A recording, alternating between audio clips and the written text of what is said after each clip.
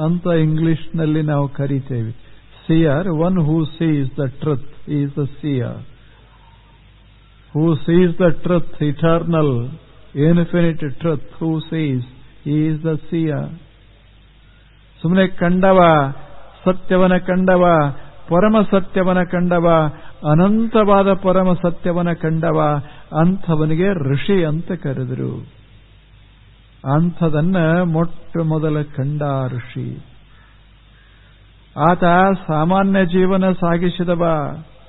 ಎಲ್ಲೋ ಒಂದು ಅರಣ್ಯದ ಮಧ್ಯ ಅಥವಾ ನೀರಿನ ಹೊಂಡಗಳ ಮಧ್ಯ, ನೀರಿನ ಸಮೀಪ, ಪ್ರವಾಹದ ಸಮೀಪ ಬಾಳಿಕೊಂಡಿರುವಂಥ ಒಬ್ಬ ವ್ಯಕ್ತಿ. ಆಗಿನ ಕಾಲಕ್ಕೆ ಯಾವುದೂ ಇರಲಿಲ್ಲ ನೋಡುವಂಥದ್ದು. ಜಗತ್ನಾಗ ಏನೂ ಬೆಳವಣಿಗೆ ಆಗಿರಲಿಲ್ಲ. ಅಂಥ ಕಾಲದೊಳಗ ಗಿಡದ ಕೆಳಗೆ ಕೂತುಕೊಂಡ ಒಬ್ಬ ಮನುಷ್ಯ ವಿಶ್ವದ ಮೂಲವನ್ನ ಕಾಣುವ ಪ್ರಯತ್ನ ಮಾಡದಲ್ಲ, ಎಂಥ ಅದ್ಭುತ ಇರಬೇಡ ಹೇಳಿ. ನಾವಿಂದಿಷ್ಟೆಲ್ಲ ಇದ್ರೂ ಸಹಿತ ನಮ್ಮ ದೃಷ್ಟಿ ಸ್ವಲ್ಪ ದೂರ ಹೋಗೋದಿಲ್ಲ. ನಮ್ದು ಇಚಲಕರಂಜಿ ಮಿಕ್ಕಿ ಹೋಗೋದಿಲ್ಲ. ಅಥವಾ ಇನ್ನು ಕೆಲವರಿಗಂತೂ ನಮ್ಮ ಮನೆ ಮಿಟ್ಟು ನಮ್ಮ ದೃಷ್ಟಿ ದೂರ ಹೋಗೋದಿಲ್ಲ. ಯಾವಾಗಲೂ ಅದೇ ವಲಯದಲ್ಲಿ ನಾವು ವಿಚಾರ ಮಾಡ್ತೇವೆ. ಅಂಥದ್ರಾಗ ಆಗಿನ ಕಾಲಕ್ಕೆ 4-8 ಸಹಸ್ರ ವರ್ಷಗಳ ಹಿಂದೆ ಒಬ್ಬ ವ್ಯಕ್ತಿ ಹಿಂಗೆ ಕೂತುಕೊಂಡು ವಿಶ್ವವನ ವಿಚಾರ ನೋಡ್ತಾನೆ, ವಿಶ್ವದ ಆಚೆ ನೋಡುವ ಪ್ರಯತ್ನ ಮಾಡ್ತಾನೆ. He tries to look beyond the material world. ಅದರ ಆಚೆ ಕಡೆ ಏನಿರಬೇಕು ಅಂತ ಒಂದಿಷ್ಟು ಹಣಿಕೆ ಹಾಕಿ ನೋಡೋ ಪ್ರಯತ್ನ ಮಾಡಿದ. ಅದಕ್ಕಾಗಿ ಎಂಥ ತ್ಯಾಗ ಮಾಡಿದ, ಎಂಥ ತ್ಯಾಗ ಮಾಡಿ ಜೀವನದ ಸುಖ ಸೌಲಭ್ಯಗಳನ್ನೆಲ್ಲ ಬದಿಗೆ ಸರಿಸಿ ಆಲೋಚನೆಗೆ ತೊಡಗಿದ. ಏನಿರಬೇಕದು? ಪರಮ ಸತ್ಯವನ್ನ ಕಾಣಬೇಕು ಅಂತ ಹೊರಟ. ಇಂದೂ ಸಹಿತ ವಿಜ್ಞಾನಿಗಳು ಎಷ್ಟು ತನ್ಮಯ ಆಗಿರ್ತಾರೆ ಅದ ತಿಳ್ಕೊಳ್ಳೋದಕ್ಕೆ. ಏನದ ತಿಳಿಬೇಕು ಅಂತ ಎಷ್ಟು ತನ್ಮಯ ಆಗ್ತಾರ.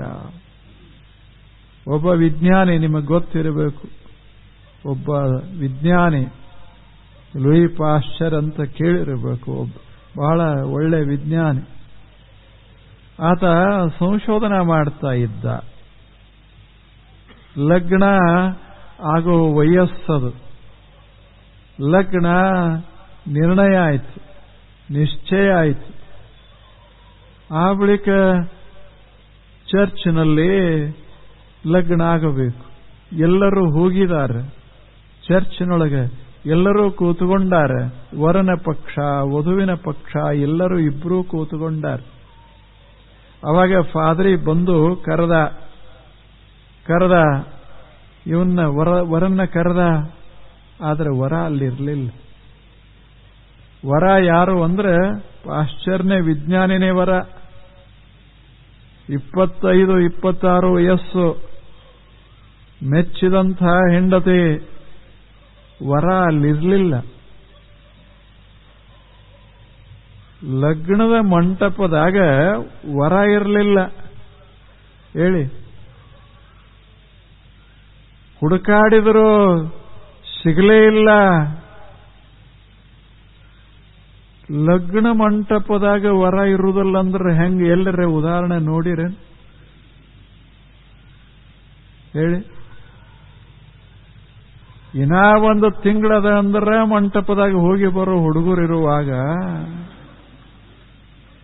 ಹೇಳಿ ಬಂದಾನ. ಆದ್ರೆ ಅಲ್ಲಿಲ್ಲ. ಹುಡುಕಾಡಿದರು, ತಾಸೋಯ್ತು ಹುಡುಕಾಡಿದರು. ಕೊನೆಗೊಬ್ಬ ಗೆಳೆಯ ಓಡ್ತಾ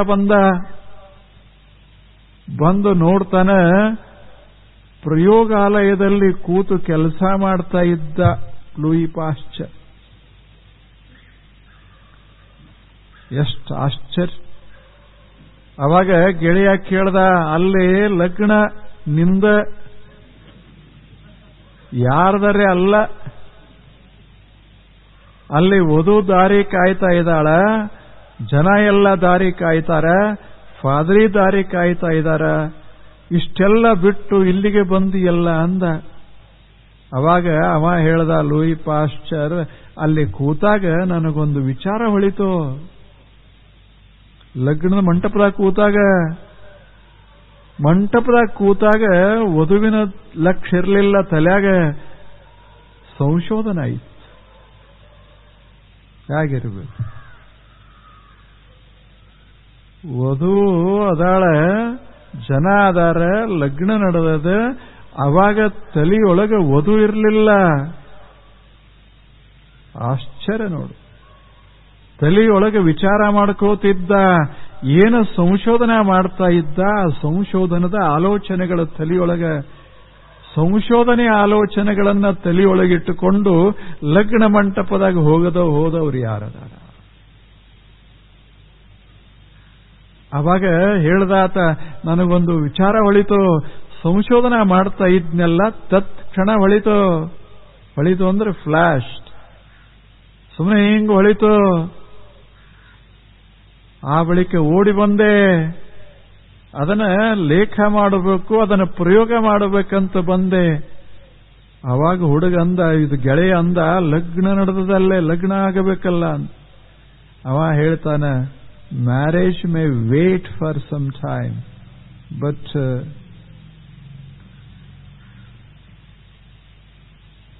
ಇದು ತಡಿಲಿಕ್ಕ. ಲಗ್ನ 4 ಕ್ಷಣ ತಡ ಆದರ್ ನಡೆದೀತೋ, ಏನು ಹೊಳೆದ ಇದು ತಡ ಆದರ್ ನಡೆಯೋದಿಲ್ಲದ. ಜಗತ್ತಿಗೆ ಉಪಯೋಗ ಆಗೋದು ನನ್ನ ಲಗ್ನ ಅಲ್ಲ, ಜಗತ್ತಿಗೆ ಉಪಯೋಗ ಆಗೋದು ವಿಚಾರಗಳು, ಸಂಶೋಧನೆಗಳು. ಎಂಥವ್ರದಾರ. ಆದ್ದರಿಂದಲೇ ಜಗತ್ತು ಶ್ರೀಮಂತ ಆಗ್ತಾದ ಜ್ಞಾನದ ರೂಪದಲ್ಲಿ ಇಂಥ ಜನ ಬಾಳಿ ಬದುಕಿ ಹೋಗ್ಯಾರ. ಎಲ್ಲವನ್ನ ಬಿಟ್ಟು ಅದಕ್ಕಾಗಿ ಹೋಗೋದು ಎಲ್ಲೇ, ಅದನ್ನೇ ಬಿಟ್ಟು ಸಂಶೋಧನೆಗೆ ತೊಡಗೋದು ಎಲ್ಲೇ ಹೇಳಿ? ಎಲ್ಲಾ ಪರಿತ್ಯಾಗ ಮಾಡಿ ಎಲ್ಲವನ್ನ ಬದಿಗೆ ಸರಿಸಿ ನಾವು ಒಂದು ಬಾಟ್ಲಿ, ಅಲ್ಲೇ ಒಂದು bottle, not of a milk but of wine. ಅಷ್ಟಕ್ಕಾಗಿ ಎಲ್ಲವನ್ನ ತ್ಯಾಗ ಮಾಡುವಂಥ ನಾವೆಲ್ಲೇ, ಜ್ಞಾನಕ್ಕಾಗಿ ಲಗ್ನದವನ್ನೇ ಮರೆತಂಥ ಆ ಜನ ಎಲ್ಲೇ ಹೇಳಿ? ಎಂಥವರಾಗಿ ಹೋಗಿದ್ದಾರೆ. ಮೊದಲ ಹಂಗ ಋಷಿಗಳು ಎಲ್ಲವನ್ನ ಮರೆತು ಜಗತ್ತಿನ ಮೂಲವನ್ನ ಕಂಡುಹಿಡಿಯಲಿಕ್ಕೆ ಪ್ರಯತ್ನ ಪಟ್ಟರು. ಜಗತ್ತಿನ ಮೂಲ ಏನಿರಬೇಕು, ಪರಮ ಸತ್ಯ ಯಾವುದಿರಬೇಕು ಕಾಣಿಕೊಳ್ಳಿಕ್ಕೆ ಪ್ರಯತ್ನ ಪಟ್ರಲ್ಲ, ಅಂಥವರಿಗೆ ಋಷಿಗಳು ಅಂತ ಶಬ್ದ. ಅವರೇನು ಭಾರತೀಯರಿರಬೇಕಂತಲ್ಲ, ಪಾಶ್ಚಿಮಾತ್ಯರಿರಬೇಕಂತಲ್ಲ. ಯಾರು ಪ್ರಯತ್ನ ಮಾಡಿದರೋ, ಸತ್ಯವನ್ನ ಕಂಡ್ರೋ ಅಂಥವರಿಗೆ ಋಷಿಗಳು. ಇಂಥ ಋಷಿಗಳು ಜಗತ್ತಿನಲ್ಲಿ ಬಹಳ ಜನ ಬಾಳಿ ಹೋಗಿದ್ದಾರೆ. ಬುದ್ಧನೂ ಒಬ್ಬ ಋಷಿ, ಮಹಾವೀರರು ಒಬ್ಬ ಋಷಿಗಳು, ಬಸವಣ್ಣನವರು ಋಷಿಗಳು. ಯಾರು ಕಂಡ್ರೋ ಎಲ್ಲರೂ ಋಷಿಗಳು. ಎಷ್ಟು ಆಳವ ಕಣ್ಣ ಕಾಣೋದರ ಹಿಂದೆ ಮನಸ್ಸು ತಿಳಿದುಕೊಳ್ಳೋದರ ಹಿಂದೆ ಹೋದರೂ, ತನ್ಮಯ ಆದರೂ, ಮಗ್ನಾದರೂ, ದಾರ್ಶನಿಕರಾದರೂ ಅಂಥವರಿಗೆ ಋಷಿಗಳು ಅಂತ ಶಬ್ದ ಬಳಸಿದ್ರು. ಈ ಋಷಿಗಳನ್ನ ಕುರಿತು ಒಬ್ಬ ಪಾಶ್ಚಿಮಾತ್ಯ ತತ್ವಜ್ಞಾನಿ ಒಂದು ಸುಂದರ ರೂಪಕ ಹೇಳ್ತಾನೆ. A seer is like a lake, deep, still and serene. ಎಷ್ಟು ಚಂದ ಮಾತು ಹೇಳ್ತಾನೆ. A seer is like a lake, still, deep and serene. ಋಷಿಗಳೇ ಹೆಂಗದಾರೆ, ಜ್ಞಾನಿಗಳೇ ಹೇಗಿರ್ತಾರೆ, ಗುರುಗಳೇ ಹೇಗಿರ್ತಾರೆ, ಒಂದು ಶಬ್ದ ಬಳಸ್ತಾನಾತ. ಗುರುಗಳು ಹೇಗಿರ್ತಾರ, ಜ್ಞಾನಿಗಳು ಅಂದ್ರೆ ಒಂದು ಸರೋವರ ಇದ್ದಂಗೆ. ಎಂಥ ಸರೋವರ? ಸ್ಟಿಲ್, ಶಾಂತ, ಡೀಪ್, ಆಳ, ಸಿರೀನ್, ಬಹಳ ಪ್ರಶಸ್ತಿ. ಬಹಳ ಸುಂದರ. ಎಷ್ಟು ಶಬ್ದಗಳನ್ನು ಹೆಂಗ ಬಳಸ್ತಾನೆ. ಒಂದು ಸರೋವರ ಇದ್ದಂಗೆ, ಅಲ್ಲೋಲ ಕಲ್ಲೋಲ ಆಗುವ ಸರೋವರ ಅಲ್ಲ, ಹೊಲಸು ನೀರಿನ ಸರೋವರ ಅಲ್ಲ, ಅಥವಾ ತೇಲು ಸರೋವರ ಅಲ್ಲ. ಎಂಥದು ಆಳವಾದ ಸರೋವರ, ಮಾನಸ ಸರೋವರ, ಶಾಂತವಾದ ಪರಿಸರ, ತಂಪಾದ ನೀರ. ಹೇಗೊಂದು ಸುಂದರ ಸರೋವರ, ಅಲ್ಲಿ ಮಲ್ಲಿಗೆ, ಅಲ್ಲಿ ಕಮಲಗಳು ಬೆಳೆದಾವ, ಸುತ್ತಮುತ್ತ ಸುಂದರ ನಿಸರ್ಗದ ಹಚ್ಚ ಹಸಿರ ಇಂಥ ಸರೋವರ. ಆ ಸರೋವರ ನೋಡಿದರೆ ಎಷ್ಟು ಸಂತೋಷ ಆಗ್ತದೆ ಮನುಷ್ಯಾಗ. ಹಂಗ ಋಷಿಗಳಂದ್ರೆ ಒಂದು ಸರೋವರ ಇದ್ದಂಗೆ. ಅವ್ರ ಮನಸ್ಸು ಹೇಗಂದ್ರೆ ಸರೋವರ ತಣ್ಣಗದ, ಶಾಂತದ, ನಿಶ್ಶಬ್ದವಾಗಿ ತಣ್ಣಗದ. ನಮ್ಮ ಮನಸ್ಸು ಹಂಗಲ್ಲ, ತಣ್ಣಗಿಲ್ಲ, ಕಾಯ್ತದ. ಮೇಲ ಮೇಲ ಮೇಲ ಮನಸ್ಸು ಭಾರಿ ಕಾಯ್ಕೋತ ಹೋಗ್ತದೆ, ತಣ್ಣಗಿಲ್ಲ. ನಾವು ಎಲ್ಲಿ ಕೂತ್ರೂ ಸ್ವಲ್ಪ ಹಂಗಾಗ್ತದೆ, ನಮ್ಮ ಮನಸ್ಸು ಕಾಯ್ಕೋತಿರ್ತದೆ. ನಮ್ಮ ಹತ್ತಿರ ಒಬ್ರು ಯಾರೇ ಬಂದು ಕೂತ್ರೆ ನಮಗೆಷ್ಟು ತಾಪ ಆಗ್ತದೆ. ಆಗುವುದಿಲ್ಲೇನು? ನಮಗಿಂತ ಸಣ್ಣವರು ನಮ್ಮ ಹತ್ತಿರ ಕುರ್ಚಿ ತಗೊಂಡು ಕೂತರು ಅಂದ್ರೆ ಎಂತ ತಾಪ ಆಗ್ತದೆ. ನಾ ಬರೋದ್ರಾಗ ನೀವ ಕುರ್ಚಿಯಾಗ ಕೂತಿದ್ರೆ ನನಗೆ ಹೆಂಗಾಗ್ತದೆ? ನನಗೆ ಹಿಂಗಾಗುವಾಗ ಪಾಪ ನಿಮಗೆ ಹೆಂಗ ಹಾಕಿರ್ಬೇಕದ? ಮನಸ್ಸು ತಾಪಗೊಳ್ತದೆ. ಜ್ಞಾನಿ ಮನುಷ್ಯ ಅರ್ಥವ ಜಗತ್ತನ್ನ ತಿಳಿದವ ಹೆಂಗಿರ್ತಾನ ಅಂದ್ರೆ ತಣ್ಣಗಿರ್ತಾನ. ಜಗತ್ತೆಲ್ಲ ಕಾಯ್ದಿರಬಹುದು, ಅವ ತಣ್ಣಗಿರ್ತಾನ. ಅವ ತಣ್ಣಗಿರ್ತಾನ. ತಣ್ಣಗೆ ಇರೋವನೇ ಜ್ಞಾನಿ ಮನುಷ್ಯ. ಮತ್ತೆ ಹೇಗೆ ನಿಶ್ಶಬ್ದ, ಒಳಗೆ ಗದ್ದಲಿರೋದಿಲ್ಲ. ಗದ್ದಲ, ಕಮೋಷನ್, ಟ್ಯುಮಲ್ಟ್, ಗದ್ದಲಿರುವುದಿಲ್ಲ, ಶಾಂತತ ಇರ್ತದೆ. ಅಂಥ ಸರೋವರ ಇದ್ದಂಗೆ ಒಬ್ಬ ಋಷಿ. ಎಷ್ಟು ಚಂದ ವರ್ಣನ ಮಾಡ್ತಾ. ಇಂಥ ಋಷಿಗಳು ಬಹಳ ಜನ ಭಾರತ ದೇಶದಲ್ಲಿ ಆಗಿ ಹೋದ್ರು. ಅಂಥವರಲ್ಲಿ ಅಂಥ ಋಷಿಗಳು ಏನು ಮಾತನಾಡಿದರಲ್ಲ, ಆ ಮಾತುಗಳಿಗೆ ಮಂತ್ರ ಅಂತ ಕರೀತಾರೆ. ಆ ಮಾತುಗಳೇ ಮಂತ್ರ. ಯಾಕೆ ಮಂತ್ರ ಅಂತ ಕರೀತಾರಂದ್ರೆ ಆ ಮಾತಿನೊಳಗ ತಂಪದ, ತಣ್ಣಗದ ಮಾತು, ಅಲ್ಲೇ ಶಾಂತಿಯದ. ಆ ಮಾತಿನೊಳಗ ಅಷ್ಟು ಮಾಧುರ್ಯ ಅದ. ಆ ಮಾತನ್ನ ಯಾರು ಕೇಳ್ತಾರೋ ಆ ಮಾತು ಅವರ ಮನಸ್ಸನ್ನ ಎತ್ತರಿಸ್ತದೆ. ಆದ್ದರಿಂದ ಆ ಮಾತಿಗೆ ಮಂತ್ರ ಅಂತ ಶಬ್ದ ಬಳಸಿದ್ರು. ಎಷ್ಟು ಛಲೋ ಶಬ್ದದು. ಮನನಾತ್ ತ್ರಾಯತೆ ಇತಿ ಮಂತ್ರ. ಯಾವುದು ಸುಮ್ಮನೆ ನೆನಪ ಮಾಡಿಕೊಂಡ್ರೆ, ಯಾವ ಮಾತುಗಳನ್ನ ಕೇಳಿದ್ರೆ ಮನಸ್ಸ ಅದು ಉತ್ಥಾಪನೆಗೊಳ್ಳುತ್ತದೆ, ಮ್ಯಾಲ ಮ್ಯಾಲ ಏರ್ತದೆ, ವಿಕಾಸ ಆಗ್ತದೆ. ಅಂಥದಕ್ಕೆ ಮಂತ್ರ. ಎಷ್ಟು ಸುಂದರವಾದದ್ದು ಆ ಶಬ್ದ. ಸುಮ್ಮನೆ ಮೆಲಕ್ಕೆ ಹಾಕಿದರೆ ಮನಸ್ಸು ದೊಡ್ಡದಾಗ್ತದೆ. ಈಗ ಉದಾಹರಣೆಗೆ, ಈಗ ನಾನು ಒಂದು ಶಬ್ದ ನೋಡಿದೆ, ಒಂದು ಸಣ್ಣ ಶಬ್ದ, ಅದು ಮನೆ ಅಂದೆ. ಏನಾಗ್ತದೆ? ಮನಸ್ಸಿನೊಳಗೆ ಮನಿ ಮೂಡ್ತದೆ. ಅಂದ್ರೆ ಮನಿ ಅನ್ನುವ ಶಬ್ದ ಮನಸ್ಸನ್ನ ಮನಿ ಅಷ್ಟು ಮಾಡುತ್ತೆ ಅಷ್ಟೆ. ಅಂದ್ರೆ ಶಬ್ದದಲ್ಲಿ ಎಂಥ ಶಕ್ತಿ ಅದ. ಏನ ನಾನು ಅಂತೇನೆ ಅದರಂಗ ಮನಸ್ಸು ತಯಾರಾಗ್ತದೆ. ಮನೆ ಅಂದೆ ಅಂದ್ರೆ ಒಳಗೆ ಮನಿ ತಯಾರಾಗ್ತದೆ. ಮನಸ್ಸು ಮನೆಯ ಆಕಾರ ಆಗ್ತದೆ. Mind takes the form of a house. ಸುಮ್ಮನೆ ಹೆಂಗ ಆಕಾರ ತಾಳುತ್ತೆ.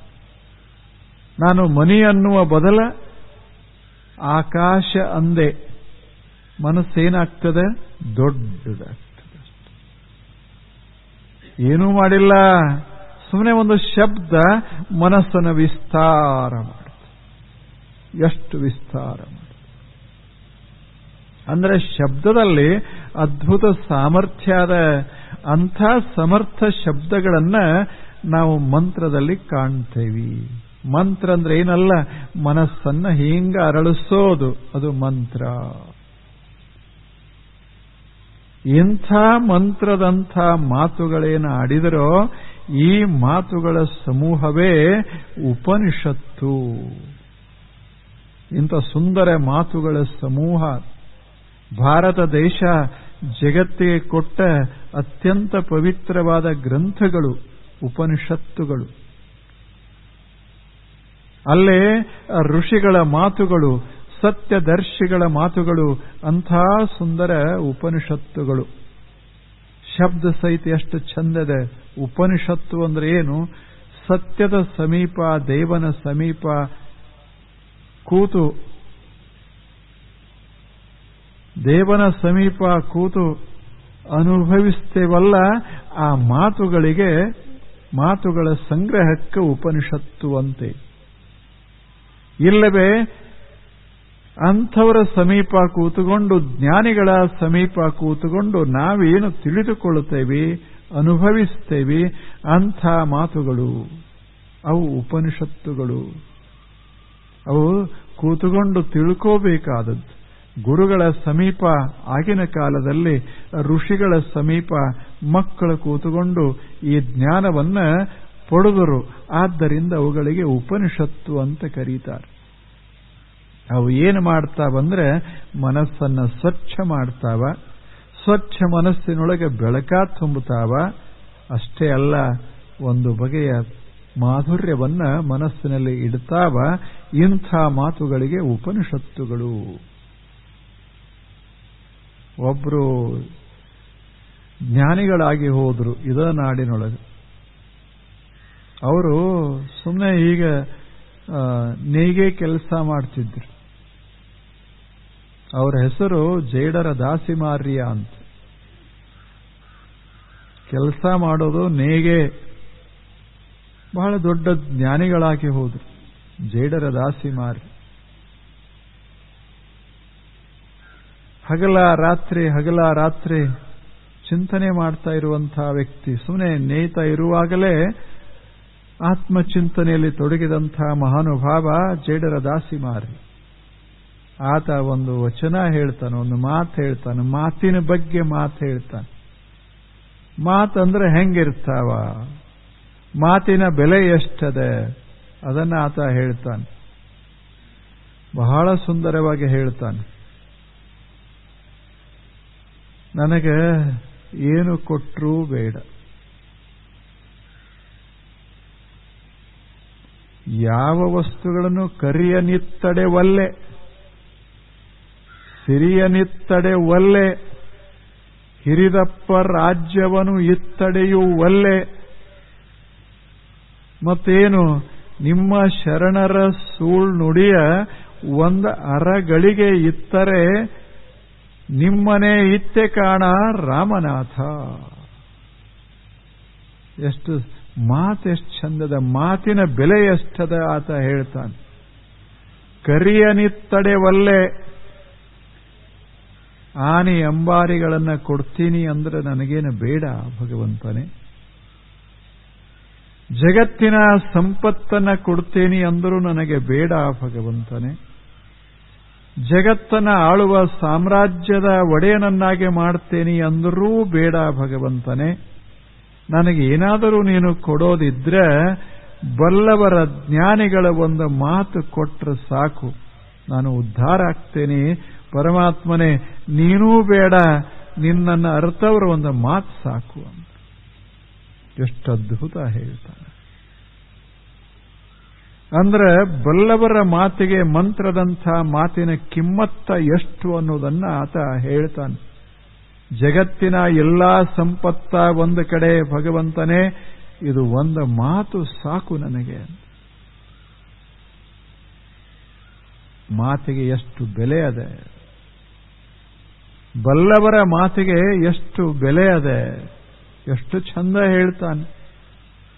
ಯಾವುದನ್ನ ಬಯಸಿ ನಾವು ಎಲ್ಲವನ್ನ ಪರಿತ್ಯಾಗ ಮಾಡ್ತೇವೆ ಅಂಥ ವಸ್ತುಗಳು ಯಾವುವು ಸಮಾನಲ್ಲ ಅಂತ ಹೇಳ್ತಾನೆ. ಅಷ್ಟೇ ಅಲ್ಲ, ಭಗವಂತನೇ ನೀನೇ ಹಾಕೋ, ನಿನ್ನ ಹಂಗೆ ಹಾಕೋ, ನಿನ್ನ ನಾಮದ ಬಲ ಬಂದಿದ್ದರೆ ಸಾಕು. ಪರಮಾತ್ಮನೇ ನಿನ್ನ ದರ್ಶನವೂ ಬೇಡ, ನೀನೂ ಬೇಡ, ಒಳ್ಳೆ ಚಲೋ ಎರಡು ಮಾತಿದ್ರೆ ಸಾಕಲ್ಲ, ಎಲ್ಲ ಇದ್ದಂಗಾಗ್ತದೆ ಅಂದ. ಅಷ್ಟು ಅದ್ಭುತ ಮಾತುಗಳು. ಅಂಥ ಮಾತುಗಳನ್ನು ನಾವು ಉಪನಿಷತ್ತಿನಲ್ಲಿ ಕಾಣ್ತೇವೆ. ಇಂಥ ಮಾತುಗಳು ಬಹಳಷ್ಟು ಉಪನಿಷತ್ತಿನಲ್ಲಿ, ಅವುಗಳು ನೂರಾರು ಉಪನಿಷತ್ತುಗಳು. ಅವುಗಳಲ್ಲಿ ಅತ್ಯಂತ ಪ್ರಧಾನವಾದ ಕೆಲವು ಉಪನಿಷತ್ತುಗಳು, ಅವುಗಳಲ್ಲಿ ಅತಿ ಮಹತ್ವದ್ದು ಒಂದು ಈಶಾವಾಸ್ಯ ಅಂತ. ಅಲ್ಲೇನಿಲ್ಲ, ಜ್ಞಾನ ಅದ, ಮತ್ತೇನಿಲ್ಲ ಅದರೊಳಗೆ. ಯಾವ ಜಾತಿ ಮತ ಧರ್ಮ ಪಂಥ ಯಾವುದು, ಬರೀ ಜ್ಞಾನದ ಬೆಳಕಾದ ಸಣ್ಣ ಉಪನಿಷತ್ತು. ಎಷ್ಟು ದೊಡ್ಡದು ಆ ಉಪನಿಷತ್ತು ಅಂದ್ರೆ ನೀವು ಓದಲಿಕ್ಕೆ ಕೂತ್ರೆ 2 ನಿಮಿಷ ಹಿಡಿಯೋದಿಲ್ಲ. 18 ಸಾಲುಗಳು ಅಂದ್ರೆ 18 ಮಂತ್ರಗಳದಾವ. ಇರೋದೇ 18 ಮಂತ್ರ. ಸುಮ್ಮನೆ ಹಿಂಗೆ ಕೈ ಮೇಲೆ ಬರೆದಿಟ್ಟುಕೋಬಹುದು, ಅಷ್ಟು ಸ್ವಲ್ಪ ಮಂತ್ರಗಳು, ಕಡಿಮೆ ಮಂತ್ರಗಳು. ಆದರೆ ಜಗತ್ತಿನಲ್ಲಿ ಅದು ಬಹಳ ದೊಡ್ಡ ಪ್ರಭಾವ ಬೀರುತ್ತೆ, ಬಹಳ ಪ್ರಭಾವ ಬೀರುತ್ತೆ. ಏನೋ ಘಟನಾ ಹೇಳ್ತಾರೆ. ರವೀಂದ್ರನಾಥ ಟ್ಯಾಗೋರ್ ಅವರ ತಂದೆ ದೇವೇಂದ್ರನಾಥ ಠಾಕೂರ್ ಅಂತಾಗಿ ಹೋದರು. ಅವರು ಒಂದು ಸಲ ಚಿಂತೆಯಿಂದ ಬಳಲ್ತಾ ಇದ್ರು. ಯಾವುದೋ ಕಷ್ಟ ಇತ್ತು ಅವರಿಗೆ, ಮಾನಸಿಕ ತೊಂದರೆ ಬಹಳ ಇತ್ತು. ಅವರು ಹೀಗೆ ಕೂತ್ಕೊಂಡಾರೆ, ಮನಸ್ಸಿನಲ್ಲಿ ಆ ಚಿಂತೆ ಕೊರಿತಾ ಇತ್ತು. ಅವಾಗ ಗಾಳಿಯಿಂದ ಒಂದು ಹಾಳೆ ಹಿಂಗ ಹಾರಿ ಬಂತು, ಒಂದು ತುಣುಕಷ್ಟೇ ಹಾರಿ ಬಂದು ಅವರು ಎದರ ಬಿತ್ತು, ಅವ್ರ ಕೋಣಿಯೊಳಗೆ ಬಿತ್ತು, ಕಿಟಕಿಯಿಂದ ಹಾಯ್ದು ಬಂದು ಅದನ್ನ ಅವರು ತಲೆಯೊಳಗೆ ಬಹಳ ಕಾಲ ಇತ್ತು. ಅವಾಗ ದೇವೇಂದ್ರನಾಥ ಠಾಕೂರ್ ಹೇಳ್ತಾರೆ, ನನ್ನ ಚಿಂತೆಯಿಂದ ಕೊನೆ ಆಯಿತು. ಇದೊಂದು ಸಾಲು ನನ್ನ ಮನಸ್ಸನ್ನು ಪರಿವರ್ತನಾ ಮಾಡಿಬಿಟ್ಟು ನನ್ನ ಜೀವನವೇ ಪರಿವರ್ತನೆ ಆಗಿ. ಒಂದು ಸಾಲು. ಆಶ್ಚರ್ಯಪಡಬೇಕು, ನೋಡಬೇಕು. ದೇವೇಂದ್ರನಾಥ ಠಾಕೂರ್ ಆಗಿದ್ದು ಆ ಒಂದು ಸಾಲದಿಂದ. ಅವರು ಹೇಳಿದರು, ಎಂಥ ಮಾತುಗಳು ಇದು, ಎಂಥ ಅದ್ಭುತ ಮಾತು. ಅದು ಎಲ್ಲಿಂದ ಬಂದಿತ್ತು ಅಂದ್ರೆ ಈಶಾವಾಸ್ಯ ಉಪನಿಷತ್ತಿನೊಳಗಿನ ಮಂತ್ರ. ಒಂದು ಸಾಲ ಹರಿದು ಬಂದಿತ್ತು, ಜೀವನವನ್ನೇ ಪರಿವರ್ತನಾಗೊಳಿಸಿತ್ತು. ಅಷ್ಟದ್ಭುತ ಮಾತು. ಬಹಳ ಹೇಳ್ಕೋತಾನ ದೇವೇಂದ್ರನಾಥ ಠಾಕೂರ್. ಏನು ಉಪನಿಷತ್ತುಗಳು. ಒಬ್ಬ ಶಾಪೆನ್ ಅಂತಾಗಿ ಹೋದರು. ಶಾಪೆನ್ ಹಾವರಂತ್ ಪರದೇಶದಲ್ಲಿ, ಯುರೋಪ್ ದೇಶದಲ್ಲಿದ್ದಂಥ ಒಬ್ಬ ದೊಡ್ಡ ತತ್ವಜ್ಞಾನಿ, ಬಹಳ ದೊಡ್ಡ ಮನುಷ್ಯ. ಆತ ಉಪನಿಷತ್ತುಗಳ ಬಗ್ಗೆ ಬಹಳ ಆಳವಾದ ಅಧ್ಯಯನ ಮಾಡಿದವ. ಅದು ಸಂಸ್ಕೃತದಲ್ಲೆಲ್ಲ ಪರಿವರ್ತನೆಯಾಗಿ ಬೇರೆ ಭಾಷೆಯಲ್ಲಿ ಹೋದಂಥದ್ದನ್ನ ನೋಡಿದವ. ಆತ ಹೇಳ್ತಾನೆ, I get solace from Upanishad in life and in death. ಜೀವನದ ಪ್ರತಿ ಕ್ಷಣ, ಸಾವಿನ ಕ್ಷಣದಲ್ಲೂ ಸಹಿತ ನನ್ನ ಮನಸ್ಸಿಗೆ ಸಮಾಧಾನ ಕೊಡೋದು ಈ ಉಪನಿಷತ್ತು. ಸ್ವತಃ ತಾನೇ ಜ್ಞಾನಿ ಮನುಷ್ಯ, ಆದರೆ ಆತ ಹೇಳೋ ಮಾತು ಎಷ್ಟು ಉಪನಿಷತ್ತಿನಲ್ಲಿ ಅಂಥದ್ದೊಂದು ಅದ್ಭುತದೆ. ಆತನೇ ಅಂತಾನ, it is a window in this prison world through which we can look into eternity. ಇದು ಶಾಪಿನ್. ಈ ಜಗತ್ತಂದ್ರೆ ಒಂದು ಬಗೆಯ ಜೈಲಿದ್ದಂಗೆ. ಜಗತ್ತಿನ ಆಚೆ ಏನದ ನಮಗೆ ಕಾಣಿಸೋದಿಲ್ಲ. ಆದರೆ ಇದೇನು ಮಾತುಗಳಿವೆ, ಉಪನಿಷತ್ತಿನ ಮಾತುಗಳಿವೆ, ಬಲ್ಲವರ ಮಾತುಗಳಿವೆ, ಇವು ಕಿಡಿಕಿದ್ದಂಗೆ. ಇವುಗಳ ಮೂಲಕ ನಾವು ಅನಂತತೆಯನ್ನು ಅನುಭವಿಸಬಲ್ಲೆವಿ. ಅನಂತತೆಯನ್ನು ಅನುಭವಿಸಬಲ್ಲೆವಿ. ಅಂಥ ಉಪನಿಷತ್ತುಗಳು. ಇಂಥ ನೂರಾರು ಉಪನಿಷತ್ತುಗಳಲ್ಲಿ ಈಶಾವಾಸ್ಯ ಅನ್ನೋದೊಂದು ಒಂದು. ಹೆಸರು ಎಷ್ಟು ಚಂದದ, ಈಶಾವಾಸ್ಯೋಪನಿಷತ್ತು ಅಂತ ಕರೀತಾರೆ. ಆ ಉಪನಿಷತ್ತಿನಲ್ಲಿ ಒಟ್ಟು 18 ಮಂತ್ರಗಳು. ಒಂದೊಂದು ಮಂತ್ರ ಸಾಲು 2 ಸಾಲುಗಳು ಅಷ್ಟೇ, ಅಷ್ಟು ಮಂತ್ರಗಳು. ಆ ಮಂತ್ರಗಳನ್ನು ನಾವು ಸ್ವಲ್ಪ ಒಂದೊಂದು ಮಂತ್ರವನ್ನು ನೋಡ್ತಾ ಹೋಗ್ತೇವೆ. ಅದರಲ್ಲಿ ಮೊಟ್ಟ ಮೊದಲ ಆರಂಭ ಆಗ್ತಾ ಇರೋದು ಒಂದು ಒಂದು ಒಂದು ಪ್ರಾರ್ಥನೆ ಇದೆ. ಅದಕ್ಕೆ ಶಾಂತಿ ಪಾಠ ಅಂತ ಕರೀತಾರೆ. ಶಾಂತಿ ಪಾಠ ಅಂತ ಕರೀತಾರೆ. ಶಾಂತಿ ಮಂತ್ರ ಅಂತಲೂ ಕರೀತಾರೆ. ಅದನ್ನ ಅವರು ನುಡಿದು ತಮ್ಮ ಉಪದೇಶಗಳನ್ನು ಪ್ರಾರಂಭ ಮಾಡ್ತಾರೆ. ಯಾವಾಗ ಋಷಿಗಳು ತಮ್ಮ ಮಕ್ಕಳಿಗೆ ಹೇಳುವಾಗ, ಸಣ್ಣ ಮಕ್ಕಳಿಗೆ ಹೇಳುವಾಗ ಅದನ್ನು ನುಡಿದು ಪ್ರಾರಂಭ ಮಾಡ್ತಾರೆ. ಒಂದು ವೈಶಿಷ್ಟ್ಯ ಅಂದರೆ ಎಲ್ಲ ಉಪನಿಷತ್ತುಗಳು, ಬಹುತೇಕ ಉಪನಿಷತ್ತುಗಳು ಎಲ್ಲ ಅರಣ್ಯದಲ್ಲಿಯೇ ಉಪದೇಶ ಆದದ್ದು. ಅಲ್ಲಿ ಋಷಿಗಳು, ಒಂದು ಆಶ್ರಮ, ಋಷಿಗಳು ಕೂತಿರ್ತಾರೆ. ಎಲ್ಲ ಶಿಷ್ಯರು, ಸಣ್ಣ ಸಣ್ಣ ಮಕ್ಕಳು ಕೂತಿರ್ತಾರೆ. 10 ವರ್ಷದ 15 ವರ್ಷದ ಮಕ್ಕಳು ಕೂತಿರ್ತಾರೆ.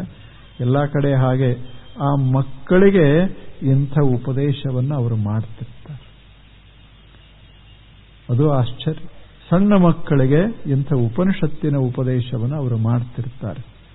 ಇಂಥ ಉಪದೇಶ ಈಶಾವಾಸ್ಯ. ಅದರಾಗ ಪ್ರಾರಂಭ ಮಾಡುವಾಗ ಒಂದು ಶಾಂತಿ ಪಾಠವನ್ನು ಅಂತಾರೆ. ನನಗೆ ಶಾಂತಿಯಾಗಲಿ, ಜಗತ್ತಿಗೆ ಶಾಂತಿಯಾಗಲಿ, ನಮ್ಮ ಸುತ್ತಮುತ್ತಲಿರುವವರಿಗೆಲ್ಲರೂ ಶಾಂತಿಯಾಗಲಿ ಅನ್ನೋದೊಂದು ಭಾವನಾ ವ್ಯಕ್ತ ಮಾಡ್ತಾರೆ. ಎದ್ದು ಕೂಡಲೇ ಈ ಭಾವನಾ ವ್ಯಕ್ತ ಮಾಡ್ತಾರೆ. ಇದು ದೊಡ್ಡ ಮನಸ್ಸು. ನಾವು ಪ್ರಾರ್ಥನಾ ಮಾಡ್ತೇವೆ, ನಮ್ಮ ಸಲುವಾಗಿ ನಾವು ಮಾಡ್ತೇವೆ. ಅವರು ಪ್ರಾರ್ಥನಾ ಮಾಡ್ತಾರೆ, ನನಗೆ ಒಳ್ಳೇದಾಗಬೇಕು, ಇವರಿಗೆಲ್ಲ ಒಳ್ಳೇದಾಗಬೇಕು, ಇಡೀ ಜಗತ್ತಿಗೆಲ್ಲ ಒಳ್ಳೇದಾಗಬೇಕು. ಹಾಗ ಪ್ರಾರ್ಥನಾ ಮಾಡ್ತಾರೆ. ಅಂಥ ಪ್ರಾರ್ಥನೆ ಒಂದು ಇಲ್ಲಿ ಈಶೋಪನಿಷತ್ತಿನ ಒಂದು ಪ್ರಾರ್ಥನೆ. ಆ ಪ್ರಾರ್ಥನೆ ಬಹಳ ಪ್ರಸಿದ್ಧವಾದ ಪ್ರಾರ್ಥನೆ, ಜಗತ್ತಿನಲ್ಲಿ ಬಹಳ ಪ್ರಸಿದ್ಧ. ಅದು ಪೂರ್ಣಮದಃ ಪೂರ್ಣಮಿದಂ ಪೂರ್ಣಾತ್ ಪೂರ್ಣಮುದಚ್ಯತೆ ಪೂರ್ಣಸ್ಯ ಪೂರ್ಣಮಾದಾಯ ಪೂರ್ಣಮೇವಾವಶಿಷ್ಯತೆ. ಓಂ ಶಾಂತಿ ಶಾಂತಿ ಶಾಂತಿ. ಇದು ಪ್ರಾರ್ಥನೆ. ಪ್ರಾರ್ಥನೆಯಲ್ಲಿ ಬೇಡ್ಕೊಳ್ಳೋದೇನಿಲ್ಲ, ದರ್ಶನ ಅಷ್ಟೆ. ಎಲ್ಲಾ ಪ್ರಾರ್ಥನೆಗಳು ಹಾಗಿರೋದಿಲ್ಲ. ಇಲ್ಲೊಂದು ದಾರ್ಶನಿಕ ಪ್ರಾರ್ಥನಾ ಇದೆ. ಎಂಥ ಅದ್ಭುತ ಮಾತನ್ನ ಆ ಮಾತು. ಅಲ್ಲೇನಿಲ್ಲ, ಬರೀ ಒಂದು ಶಬ್ದದ, ಯಾವುದು ಪೂರ್ಣಷ್ಟೆ. ಪೂರ್ಣಮದಃ ಪೂರ್ಣಮಿದಂ, ಬರೀ ಒಂದು ಶಬ್ದ, ಪೂರ್ಣ ಅನ್ನೋ ಶಬ್ದ. ಅಲ್ಲಿ ಅವರು ಹೇಳ್ತಾರೆ, ಆ ಅರ್ಥ ಎಷ್ಟು ಚಂದದೆ. ಪೂರ್ಣಮದಃ, ನಮಗ್ ಗೊತ್ತಿಲ್ಲ ಏನೋ ಅದು ಪೂರ್ಣವೇ. ನಮಗೇನು ಕಾಣಿಸ್ತದೆ ಇದು ಪೂರ್ಣವೇ. ಆ ಪೂರ್ಣ ಮೊದಲದೆ, ಅದು ಯಾವಾಗಲೂ ಅದೇ.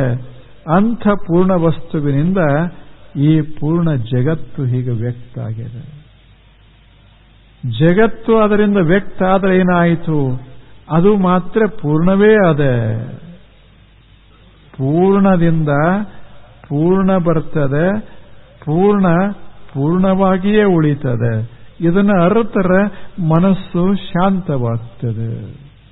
ಇದು ಪ್ರಾರ್ಥನಾ. ಇದು ಎಷ್ಟು ಸುಂದರವಾದ ಪ್ರಾರ್ಥನಾ. ಹೇಗದ ಜಗತ್? ಹೇಗದ? ಆತ ಹೇಳ್ತಾನ, ಜಗತ್ತು ಇದು ಪೂರ್ಣ ಅದ. ಇದು ಅಪೂರ್ಣ ಅಲ್ಲ, ಬಹಳ ದೊಡ್ಡದು, ಬಹಳ ವಿಸ್ತಾರ, ಬಹಳ ಅದ್ಭುತ. ಹಾಗ ಈ ಜಗತ್ತಿನ ಮೂಲ ವಸ್ತು ಏನದ ಅದು ಪೂರ್ಣ, ಅದು ಬಹಳ ವಿಸ್ತಾರ, ಅದು ಅತ್ಯದ್ಭುತ. ಅಂಥ ಮೂಲ ವಸ್ತುವಿನಿಂದ ಈ ಜಗತ್ತ ತೋರ್ತದೆ. ಅದರಿಂದ ಇದು ಹೊರಗೆ ಬಂದರೂ ಸಹಿತ ಅದು ಪೂರ್ಣತೆಗೆ ಭಂಗ ಬರೋದಿಲ್ಲ, ಅದು ಪೂರ್ಣವಾಗಿಯೇ ಉಳಿತದೆ. ಇದನ್ನ ಅರಿತುಕೋಬೇಕು ಮನುಷ್ಯ. ಅಂದ್ರೆ ಪೂರ್ಣ ಸತ್ಯ ಇದು ಪೂರ್ಣ, ಜಗತ್ತು ಇದು ಅದ್ಭುತವೇ. ಆ ಸತ್ಯ ಈ ಜಗತ್ತು ಅಷ್ಟು ಅನ್ಯೋನ್ಯ, ಒಂದರ ಸಂಬಂಧ ಒಂದು, ಒಂದರ ಅಭಿವ್ಯಕ್ತಿ ಒಂದು. ಅಂಥ ಈ ಪೂರ್ಣ ವಸ್ತುವನ್ನ ನಾನು ಭಾವಿಸಿಕೋಬೇಕು, ಅದನ್ನ ಅನುಭವಿಸಬೇಕು ಅಂತ ಆ ಪ್ರಾರ್ಥನೆಯನ್ನ ಶಾಂತಿ ಪಾಠವನ್ನ ಮಾಡ್ತಾರೆ. ಈ ಶಾಂತಿ ಪಾಠದ ನಂತರ ಉಪನಿಷತ್ತು ಆರಂಭವಾಗ್ತದೆ. ಬಹಳ ಸುಂದರವಾದ ಉಪನಿಷತ್ತು. ಮೊಟ್ಟ ಮೊದಲನೆಯ ಮಂತ್ರ ಈಶಾವಾಸ್ಯಮಿದಂ ಸರ್ವಂ ಯತ್ ಕಿಂಚ ಜಗತ್ಯಾಂ ಜಗತ್ ತೇನ ತ್ಯಕ್ತೇನ ಭುಂಜೀತಾಃ ಮಾ ಗೃಧಃ ಕಸ್ಯ ಸಿದ್ಧನಂ ಅಂತ ಶುರುವಾಗ್ತದೆ. ಆ ಮಂತ್ರವನ್ನು ನಾಳೆ ನೋಡ್ತೀವಿ. ನಮಸ್ಕಾರ.